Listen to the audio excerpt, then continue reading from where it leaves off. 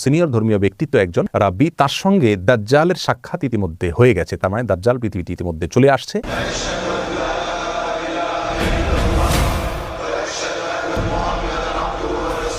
আলহামদুলিল্লাহ, ওয়াসসালাতু ওয়াসসালামু আলা রাসূলিল্লাহ ওয়া আলা আলিহি ওয়া আসহাবিহি ওয়া মান ওয়ালাহ, আম্মা বাদ।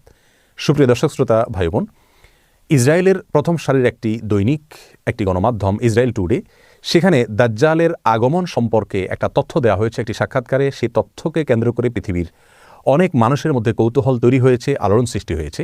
সেই সাক্ষাৎকারটা দিয়েছেন একজন ইহুদি ধর্মপণ্ডিত বা রাব্বি। তিনি সেই সাক্ষাৎকারে দাবি করেছেন যে তাদের ধর্মীয় ব্যক্তিত্ব, সিনিয়র ধর্মীয় ব্যক্তিত্ব একজন রাব্বি, তার সঙ্গে দাজ্জালের সাক্ষাৎ ইতিমধ্যে হয়ে গেছে। তার মানে দাজ্জাল পৃথিবীতে ইতিমধ্যে চলে আসছে এবং এর মাধ্যমে তারা মনে করেন যে দাজ্জালের আগমনের মাধ্যমে তাদের বিস্তার ঘটবে, তাদের প্রভাব পুরো পৃথিবীতে প্রতিষ্ঠিত হবে। কারণ ইহুদি ধর্মমত অনুযায়ী তারা দাজ্জালের আগমনকে ইতিবাচকভাবে দেখে, তারা তাকে ত্রাণকর্তা মনে করে। তারা মনে করে দাজ্জাল আসার পর গোটা পৃথিবী তাদের কর্তলগত হবে। এবং এই ঘটনার প্রেক্ষিতে তারা ইসরায়েলের বাইরে সফর করছেন না, সবাই ইসরায়েলের ভিতরে অবস্থান করছেন। বিশেষ করে তাদের ধর্মীয় ব্যক্তিত্বরা ইসরায়েলের বাইরে কেউ যাচ্ছেন না, কারণ তারা মনে করেন তাদের ধর্মবিশ্বাস হলো দাজ্জাল আগমন করার পর পৃথিবীতে একটা ব্যাপক অস্থিরতা দেখা দিবে এবং সেই অস্থিরতায় পুরো পৃথিবীতে যে বিপর্যয় দেখা দিবে, যে ক্ষয়ক্ষতি হবে, সেটা পৃথিবীতে কোনো যুদ্ধেও এত ক্ষয়ক্ষতি হয় না। এবং অনেকটা বর্তমান করোনা পরিস্থিতির যে বিপর্যয় দেখা দিচ্ছে পৃথিবীতে, তারা সেটাকে সেই দাজ্জাল আসার পরবর্তী তাদের ধর্মীয় দৃষ্টিকোণ থেকে যে বিপর্যয় হওয়ার কথা সেটা বলে তারা ব্যাখ্যা করছে। ইসলাম আসলে এ ব্যাপারে কি বলে?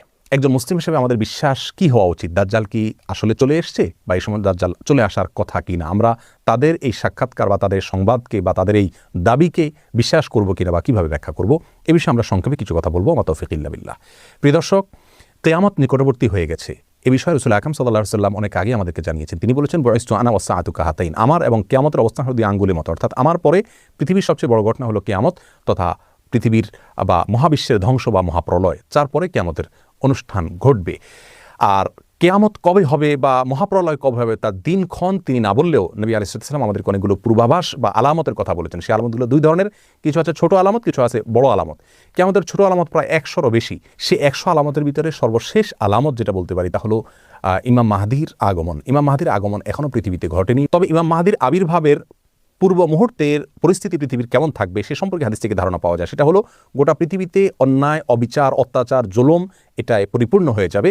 আর তখনই ইমাম মাহদির আবির্ভাব হঠাৎ করে ঘটবে এবং রাতারাতি তিনি গোটা বিশ্বের সুপার পাওয়ারে পরিণত হবেন এবং গোটা বিশ্বকে উল্টা মেরুতে নিয়ে যাবেন, ইনসাফ এবং ন্যায় দিয়ে পরিপূর্ণ করবেন।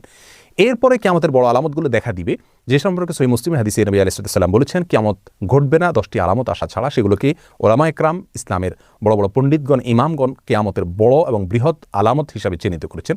সেই আলামতগুলোর একটি হলো বড় ধোঁয়া দেখা দিবে কিয়ামতের আগে, যে ধোঁয়া পৃথিবীর ইতিহাসের বড় ঘটনা হবে এবং অনেক ব্যাপক আকারে হবে।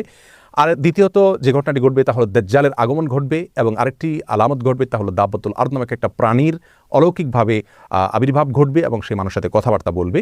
চতুর্থত হলো ঈসা আলাইহিস সালামের আগমনের ঘটনাটি ঘটবে, তিনি আসমান থেকে অবতরণ করবেন। 5 নম্বর হলো ইয়াজুজ মাজুজের আবির্ভাব ঘটবে। 6 নম্বর হলো একটি ভূমিধস বড় আকারে হবে পৃথিবীর পূর্ব প্রান্তে। 7 নম্বর হলো একটা ভূমিধস হবে মধ্য প্রান্তে পৃথিবীর বা আরব উপদ্বীপে। আর 8 নম্বর হলো পৃথিবীর পশ্চিম প্রান্তে আরেকটি বড় ভূমিধস ঘটবে। 9 নম্বর হলো সূর্য প্রথমবারের মতো পৃথিবীর ইতিহাসে পশ্চিম দিক থেকে উদিত হবে পূর্ব দিকের বিপরীতে।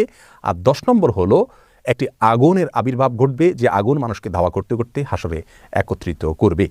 এই বড় 10টি আলামতের ভিতরে আমরা দেখতে পেলাম যে শুরুর দিকে রয়েছে দাজ্জালের আবির্ভাব, তারও আগে দোকান বা ধোঁয়ার ঘটনা ঘটবে।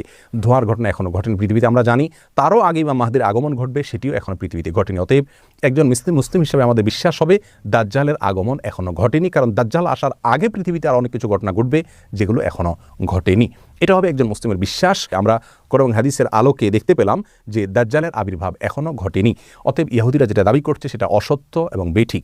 অন্তত এটা নিয়ে আমাদের অস্থিরতার কোনো কারণ নাই। একজন সাহাবী জিজ্ঞাসা করছেন, ইয়া রাসূলুল্লাহ, কিয়ামত কবে হবে? নবী আলাইহিস সালাম বলেছেন, তুমি তার জন্য কি প্রস্তুতি নিয়েছো? এই হাদিস থেকে আমরা স্পষ্ট ধারণা পাচ্ছি যে কবে কে আসছে, কোনটার আবির্ভাব হচ্ছে কি হচ্ছে না, এটা নিয়ে আমরা যতটা কৌতূহলী হচ্ছি বা যতটা আমরা অস্থির হচ্ছি, এর চাইতে গুরুত্বপূর্ণ ইস্যু আমাদের জীবনে যে আমরা কিয়ামত হলে সেই পরিস্থিতিতে আমাদের করণীয় কি থাকবে।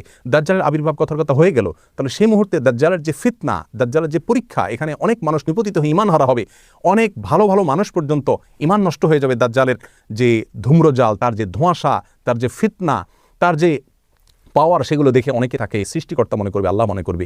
এই পরিস্থিতি থেকে বাঁচার জন্য আমরা কি প্রস্তুতি নিয়েছি? রাসূল করিম সাল্লাল্লাহু আলাইহি ওয়াসাল্লাম দাজ্জাল ফিতনা থেকে বাঁচার জন্য অনেকগুলো আমলি কথা আমাদেরকে শিক্ষা দিয়েছেন। তার ভিতরে একটি হলো সূরা কাহফের প্রথম 10টি আয়াত মুখস্থ করা, অর্থ সহকারে বোঝা ধারণ করা।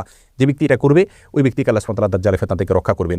আরটি হলো দাজ্জাল ফিতনা থেকে রক্ষার উপায় হলো দাজ্জাল সম্পর্কে নলেজ অর্জন করতে হবে। পৃথিবীর পূর্ব প্রান্ত থেকে তার আবির্ভাব ঘটবে, 40 দিন সে পৃথিবীতে অবস্থান করবে, সিরিয়াতে তাকে ঈসা আলাইহিস সালাম হত্যা করবেন।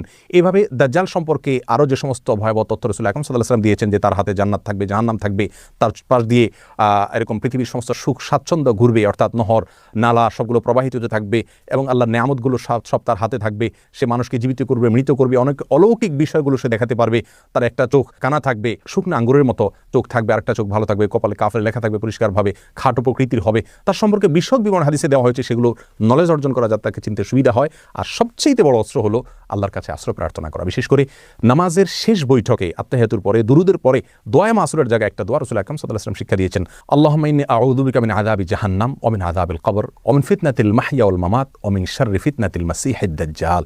এই দোয়ার মধ্যে দাজ্জালের ফিতনা থেকে মুক্তির জন্য আল্লাহর কাছে আশ্রয় প্রার্থনা করা হচ্ছে। আল্লাহর কাছে আশ্রয় প্রার্থনা করা হলো মুমিনের সবচেয়ে বড় অস্ত্র। অতএব দাজ্জাল কখন আসছে না আসছে কিনা সে বিষয়ে গবেষণার চাইতে বড় করে আমাদের যে বিষয় দেখা উচিত হলো আমরা তার জন্য কতটুকু প্রস্তুতি নিয়েছি। আল্লাহ সুবহানাহু ওয়া তাআলা আমাদের সকলকে কিয়ামতের পূর্বে যে সমস্ত ফিতনার মুখোমুখি আমাদের আল্লাহ না করুন হতে হবে, যদি হতে হয় তাহলে সে সমস্ত পরিস্থিতিতে আমরা কীভাবে নিজেদের ঈমানকে রক্ষা করব, আল্লাহর দিকে আমরা ধাবিত হব, সেই দিকে আল্লাহ তাআলা আমাদেরকে অগ্রসর হওয়ার তৌফিক দান করুন এবং সব ধরনের মিথ্যাচার প্রপাগান্ডা থেকে আমাদের ঈমানকে আল্লাহ তাআলা রক্ষা করার তৌফিক দান করুন।